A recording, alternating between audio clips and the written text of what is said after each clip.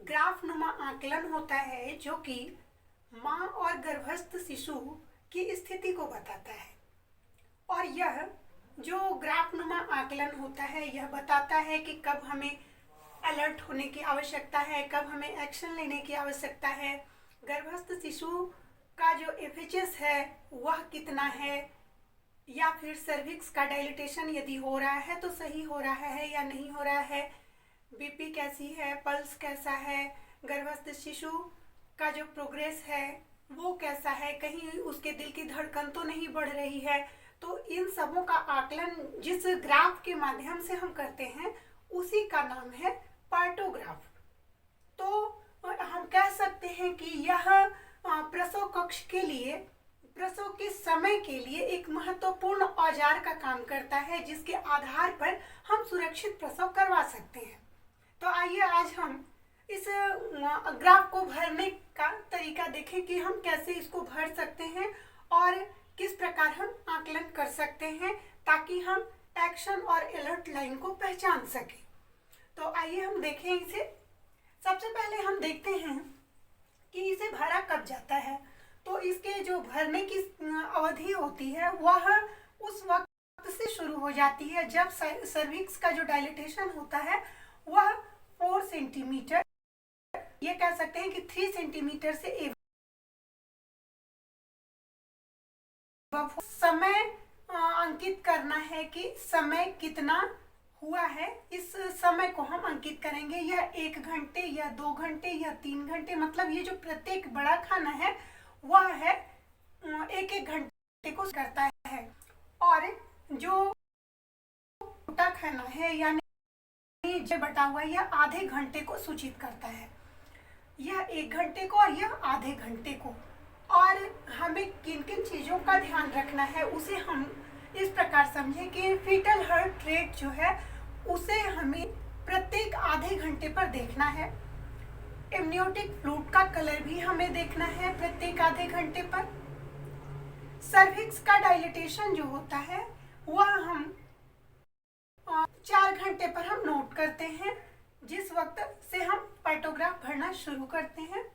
तो 4-4 घंटे पर हम सर्विक्स के डायलिटेशन को देखेंगे।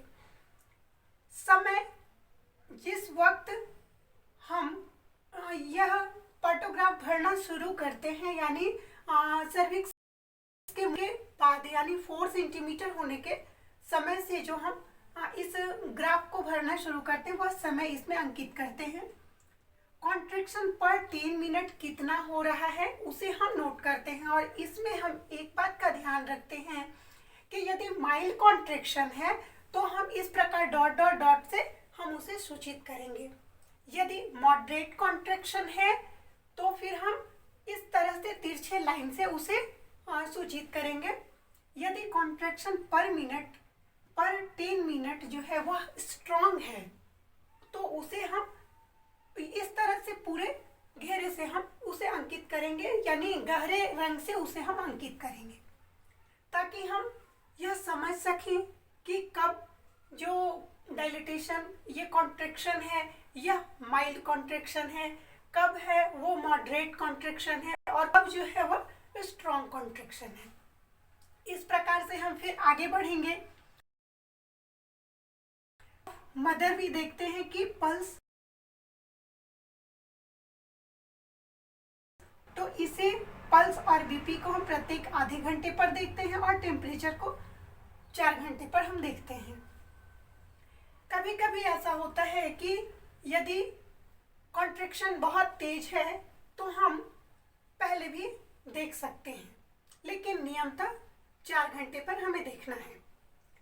इसमें हम देखते हैं कि यदि हमारा ग्राफ अलर्ट लाइन के बाईं ओर है यानी बाईं ओर चल रहा है और अलर्ट लाइन आने तक डायलिटेशन फुल हो जाता है और डिलीवरी हो जाती है, तब तो यह बहुत ही अच्छा और सुरक्षित प्रसव माना जाता है। लेकिन यदि ग्राफ हमारा दाहिनी ओर हो, अलर्ट लाइन के दाहिनी ओर अगर आ जाए और यह एक्शन लाइन के करीब आने के बाद भी यह ग्राफ जो है बाई ओर ना आए या कॉन्ट्रैक्शन पूरा ना हो, फुल डायलेटेशन ना हो, तो यह लंबी प्रसूति या फिर हम कह सकते हैं कि गर्भस्थ शिशु और माँ की जो स्थिति है वह चिंताजनक है। इस बात को हम अलर्ट लाइन के बाद से ही जानना शुरू कर देते हैं। जब अलर्ट लाइन तक डाइलेटेशन सही नहीं होता है, फुल डाइलेटेशन नहीं होता है, तब हम रेफरल के बारे में सोचते हैं कि अलर्ट लाइन पार हो चुका, अब हमें अलर्ट हो जाना है और उन्हें हम ऐसी स्थान पर भेज दें जहाँ की 24 घंटे सुविधा प्राप्त होती हो और प्रत्येक तरह की वहाँ सुविधा हो, यानी ब्लड की आवश्यकता पड़े तो ब्लड वहाँ मिल सके, सिजेरियन की आवश्यकता हो तो सिजेरियन हो सके। ऐसे रेफरल संस्थान में हम प्रसूति को रेफर करते हैं। हमें यह ध्यान रखना है कि हम ऐसे समय में रेफर करें ताकि एक्शन लाइन पहुंचने तक वह उचित रेफरल स्थान पर पहुंच जाए।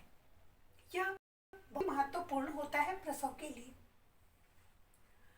एमनियोटिक फ्लूइड को जब हम देखते हैं तो एक चीज देखते हैं कि यदि मेम्ब्रेन इंटैक्ट है तो आई लिखेंगे, यदि क्लीन है तो सी लिखेंगे और यदि म्यूकोनियम के साथ है तो हम यहाँ पर एम लिखेंगे। यदि एमनियोटिक फ्लूइड में ब्लड आता हो तो हम बी लिखेंगे। इस प्रकार हम इसे सूचित करेंगे।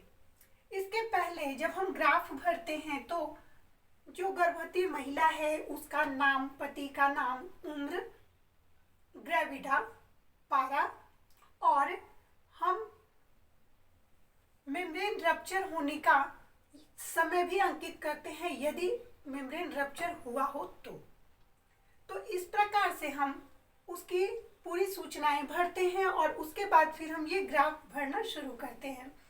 इस ग्राफ को भरते समय हमें एक बात का ध्यान रखना है कि जब भी हम ग्राफ भरेंगे तो वह एक सीध में होगी ताकि समय का भी हमें पता चले कि क्या यह सही से भरा जा रहा है या नहीं, सही आकलन हो रहा है या नहीं। उसके लिए ग्राफ का एक सीध में भरा जाना बहुत ही महत्वपूर्ण होता है।